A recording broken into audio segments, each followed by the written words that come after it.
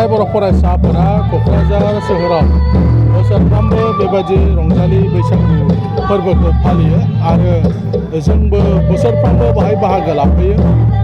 मोनसे माहारियारि फोरबो हिसाबै रंजा खुसि बयबो बेवहाय गावबागाव न'खरनि मानसिफोरखौ लानानै बाव बाहागो लाफैयो आरो बेवहाय दुलाराय बर' फरायसा आफादनि जे हाबाफारि बे हाबाफारियाव बैसागुनि समाव देरसिनखौ मान बावनाय खुलुमस्रांनाय आर'नाइ होनानै बे मोनसे हाबाफारि जेब्लायबो बेयाव लाबोबाय थायो जेराव जोंनि जायफोर बैसोगोरा समाजनि दैदेनगिरिफोर बिथांमोनखौ बाहाय जोङो मान बावनाय जायो।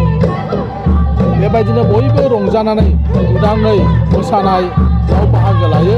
बेनि उनाव बादायलायनाय हाबाफारि जायो आरो बेनि उनाव जोबथारनायाव जानाय लोंनायजों बे सानसेनि जे हाबाफारि बे हाबाफारिखौ खुंबोबाय थानाय जादों।